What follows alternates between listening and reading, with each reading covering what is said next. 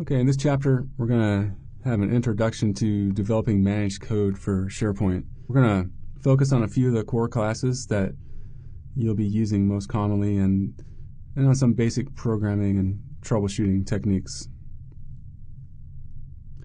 So the SharePoint object model is pretty large and pretty intimidating. And when you install SharePoint, you get dozens of assemblies and thousands of classes. And a lot of them you'll never ever have to use. But the scope of the product makes it kind of hard to find the classes that you need when you have a particular requirement for which there's no existing example. So one of the keys of being a good SharePoint developer is having the ability to be able to explore the object model and then find the classes that you do need. And there's a few different tools that you can use to figure this out. So one is the Visual Studio 2012 Server Explorer, and so that's it's a window in Visual Studio. It's a lightweight tool that you can use to explore and manage the servers in your environment. It's also supporting different server types. So it's got, you'll see SQL Server in there, and then SharePoint. And what it does is it kind of gives you a sanitized view of a site's contents. So it gives you like a high-level view from the site collection down.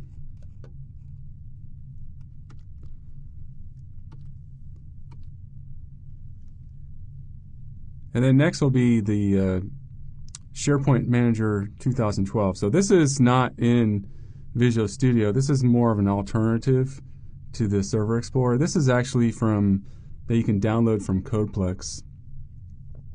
And it's basically what it does is it provides a complete view of a SharePoint installation from the farm down. And it also allows you to change certain properties. So the last tool that we're going to look at which has been in Visual Studio forever, is just the good old object browser.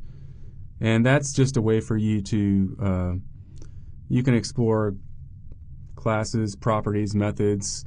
You can drill down into assemblies and then find out the namespaces that are in assembly, and then drill into the namespaces, and then you can find the classes, and then you can drill down and find out the properties and behaviors of the classes.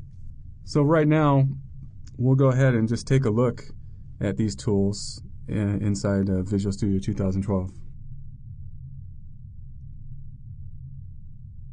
Okay, I'm going to open up Visual Studio 2012.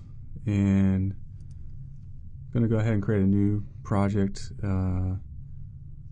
Let's create an empty SharePoint 2013 project. And notice how Visual Studio is helping me out because I wasn't starting Visual Studio with administrator credentials. So let's do that over. And I'll go to a farm solution.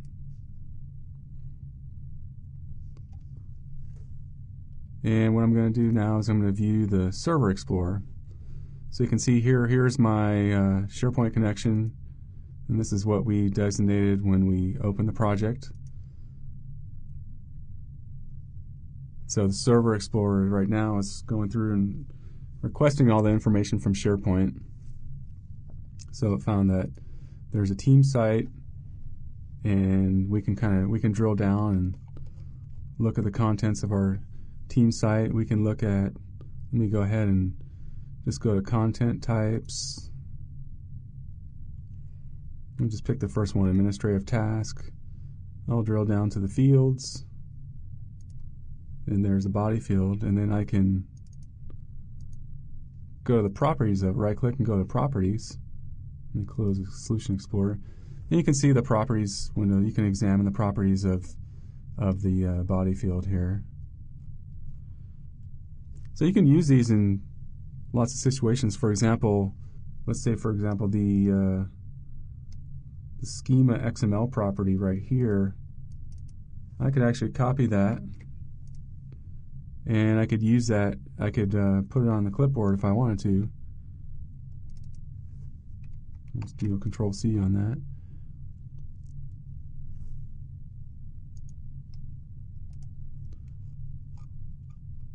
And then I can I'm going to hit Control Shift A. I'm going to add a new item to the project, and I'll just make it an empty item, empty element. So I'll add the empty element. Then what I can do is just paste in the field ID right there, or the XML schema for the field. So you can see that's another useful way of letting me reverse engineer what's already in a site when I want to create something in Visual Studio. And that came from the schema XML property. But the schema XML, it's not the only useful property. Let's go back to the properties here. And I'm going to go to this time I'm going to go to the lists. And let's just go pick any list. So we have let's go to prospects here. We have a prospects list. And I can come down in here and look at the properties of the prospects list.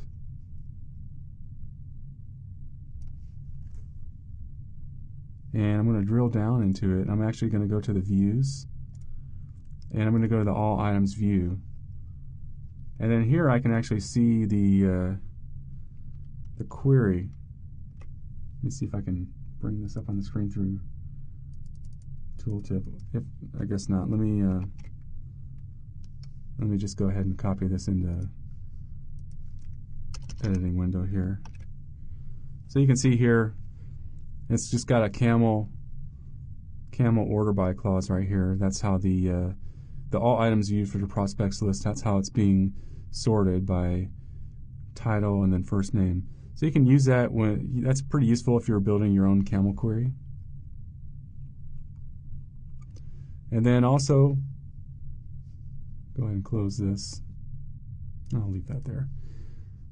Close this window. The object browser is also fairly useful, so I can, let's say for example that schema XML property that we were just looking at before, I can do a search, and it's going to find, for all the references that I have in my project, it's going to find instances of the schema XML property. So for example, SP field, I can drill down on that, and then I can say, oh, okay, here's the SP field. Let me go and see what SP field has, and then here's all the members of SP field. And then I can look at all the different methods, properties. So when you're programming against the object model, that's another way of figuring out what are all the available properties that you have. So before you can start writing any managed code for SharePoint, you have to reference the assembly that's going to contain the classes that you need. So there are a lot of assemblies in a SharePoint installation, but there's a few that you're going to use often. And if you're using one of the project templates in Visual Studio 2012, the appropriate references are already pre-configured when you create the Visual Studio solution. So the most common assemblies, they're all in the SharePoint root, and they're all under the ISAPI folder. But there are some that are located in other places, especially just the global assembly cache. So some of the commonly used assemblies, obviously Microsoft.SharePoint, that's Microsoft.SharePoint.dll. Those are all the core classes of SharePoint development. Everything is built on top of that. And then the Microsoft.SharePoint.client, they're core classes for all client applications. So that's a managed, from .NET managed clients that are basically like a proxy for the web services for SharePoint. And this is actually significantly beefed up for SharePoint 2013. And then there's the Microsoft.SharePoint.link assembly, which allows us to do link queries over SharePoint data. And then SharePoint workflow actions. These are SharePoint specific workflow actions. And the classes that represent the elements common to all SharePoint sites are in the Microsoft.SharePoint assembly. And so these are a few of the classes. And if you've taken the time to become familiar with SharePoint as a user, the purpose of most of them should be pretty obvious. SP site, that's a site collection. SP web is a web, so that could be either, the root web of a site collection, or it could be a subsite. Web and site are kind of used synonymously. So SP site, though, when we're talking in SharePoint object model language, anytime you hear site, that means site collection. Anytime you hear SP web, then that's just a regular subsite. It's not a site collection. SP context is the only class in this diagram that doesn't represent an item in a SharePoint site. And this class is really handy when you're writing code that runs when you're building something for the SharePoint UI. So either like a web part or a user control, could even be a feature receiver. And what you use it for is you use it to get the access to the current site collection that you're in, or the current website. If you want to get to the root website, you could get to site collection, and the site collection, the SP site has a property called root web, so that you definitely know you're at the root web level. You can get the current list that you might be on, or the current list item. So one thing that's really important to know about SP context, though, is that it's always governed by the security context of the user that is requesting the page. And so you can also, through SP context, get the current user programmatically. So right now we're going to take a look at some of these core classes, and we'll be exploring the object model from inside Visual Studio. Okay, I'm going to go back to the SharePoint solution that I had open in Visual Studio 2012, and it's going to remove the feature that we created when we were exploring the object model.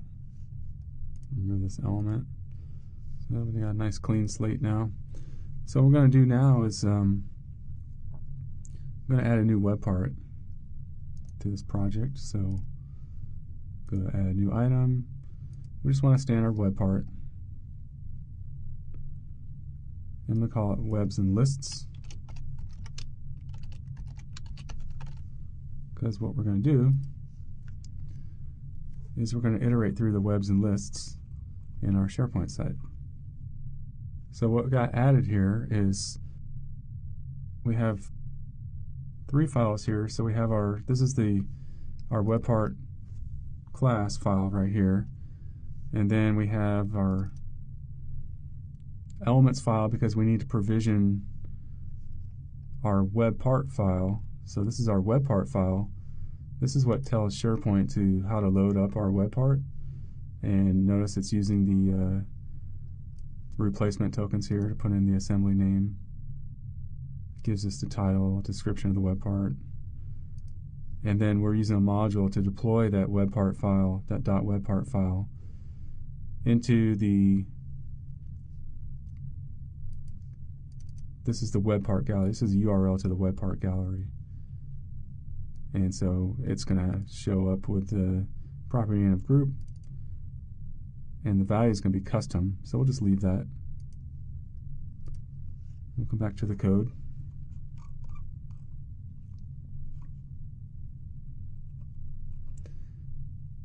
We're not going to use create child control, so I'm just going to delete that. And I'm going to override the render contents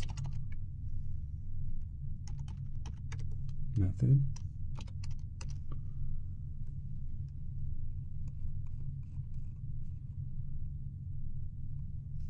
And I'm going to, first thing I'm going to do is just write out the name of the website.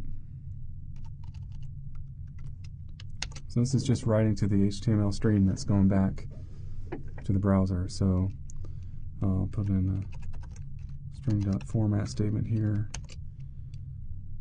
And I'll just say put in an H1 element.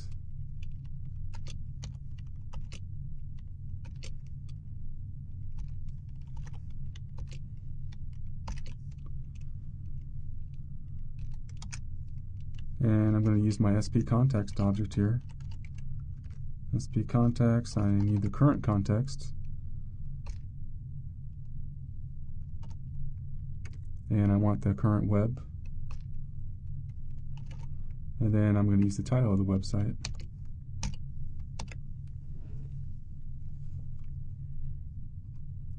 So all that's going to do right now is just, it's going to print out the, oh, I forgot one of these parentheses. It's just going to print out the title of the website wherever this web part is placed on a web part page.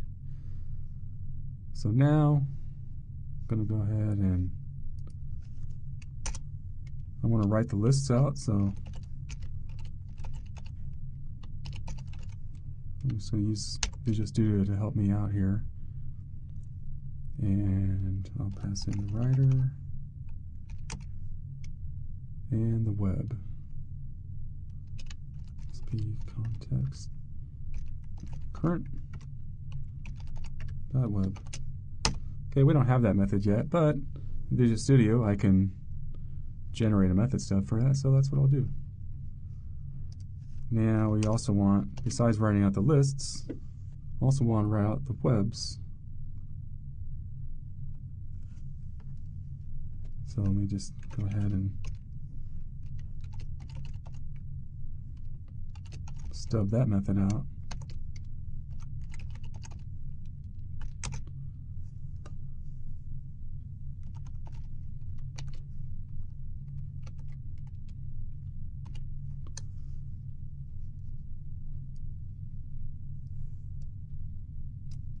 Oops.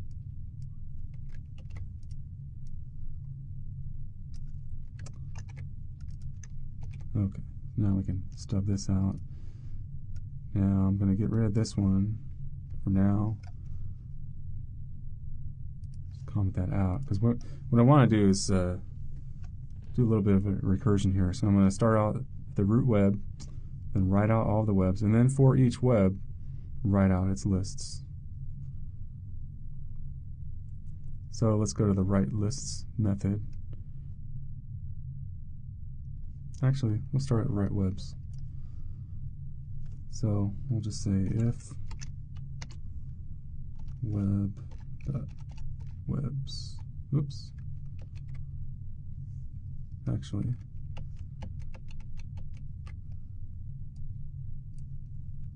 change the name of that. I always like to, I don't like using the SP underscore or the SP. That's just a little way I program. Okay, so now let's say if web.webs, if the count equals 0, then we're done.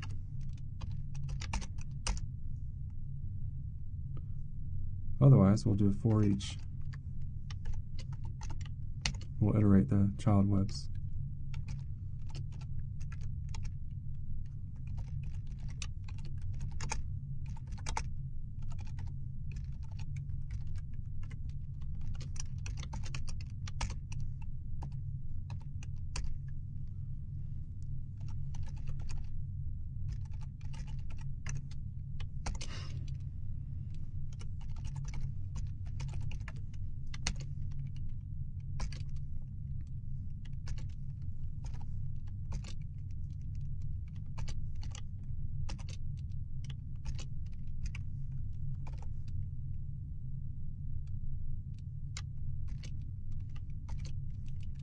And here we're just going to just write out the title of the web.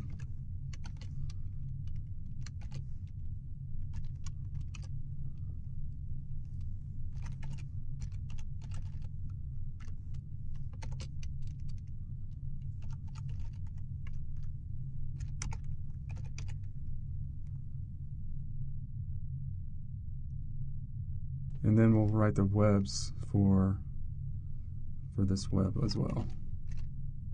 So this is, we're calling back into ourself here.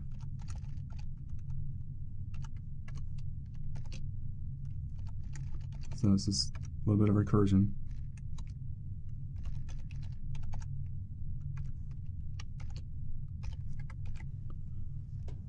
Okay.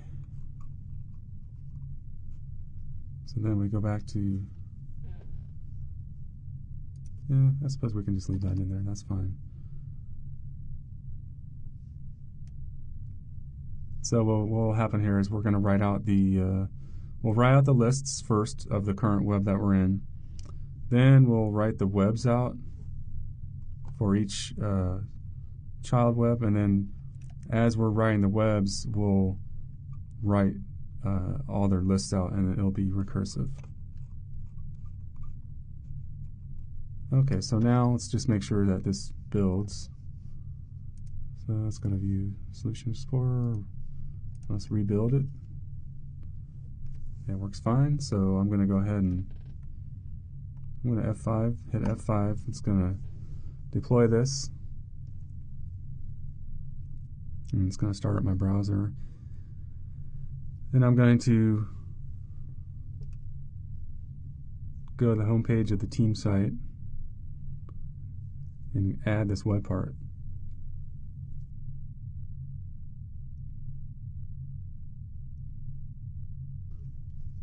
Okay, I'm going to go into this page. I'm going to edit this page at the home page. I'm going to add the web part here. So I'll click on the Insert Ribbon tab. I'll check Web Part. And our group was Custom. And I already have one in here from before, but this is the one we just created now. So it's in SharePoint Project 4 is the name of it, so I'll go ahead and add that. And we got a nice exception because we forgot to implement WriteLists, so that's good. It's a nice little check. Even though it compiles, you have to test the code. So I need to write the code now for WriteLists. So we'll go ahead and do the same thing here. If web.lists.count 0, then there's nothing we can do, so we'll return. Otherwise, we can iterate all the lists. So we'll use the SP list object, and then the web has the list property. And you can write this out.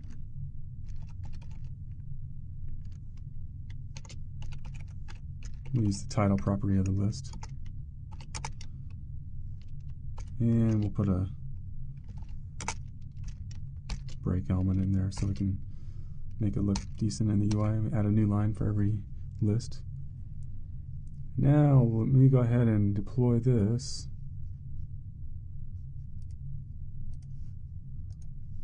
Let's go ahead and deploy it.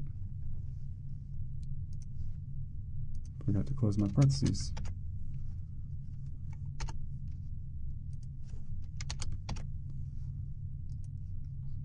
Deploy this.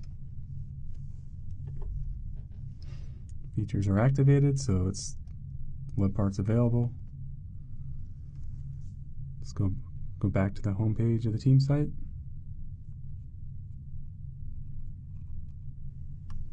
Okay, and we'll edit this page.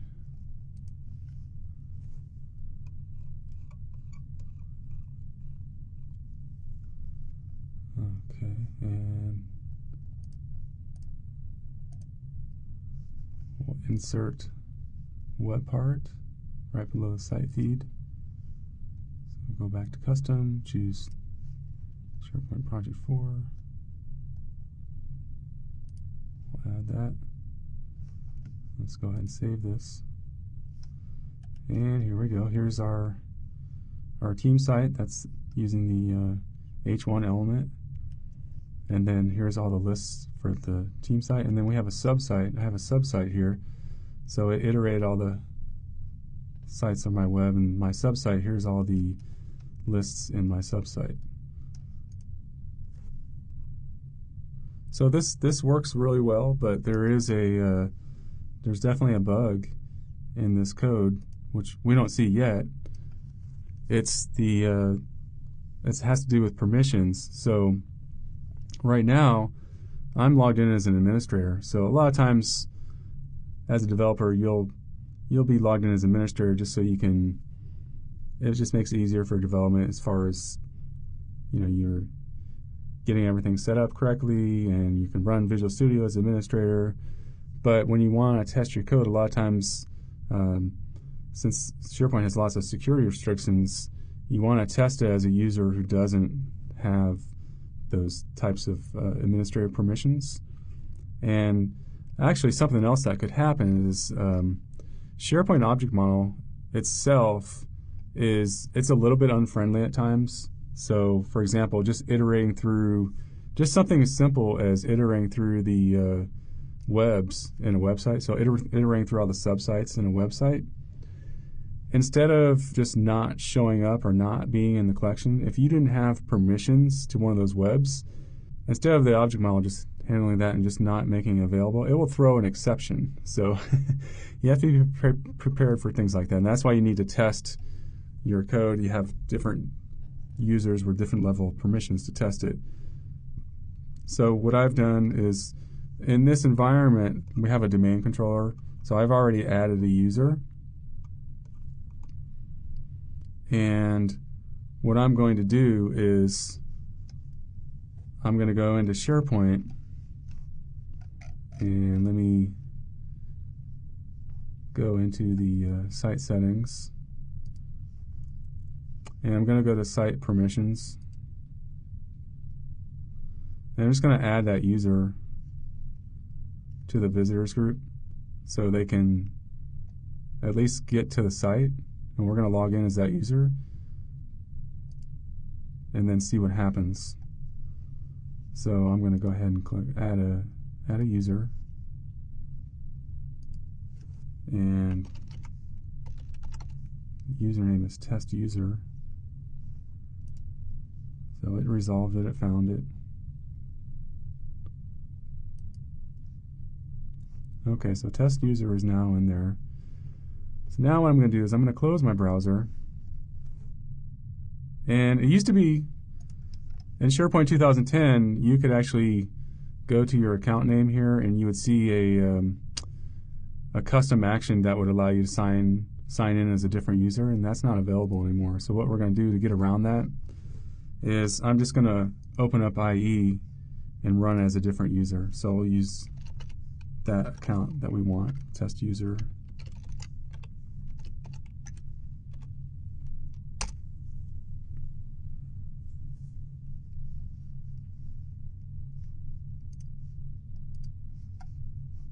And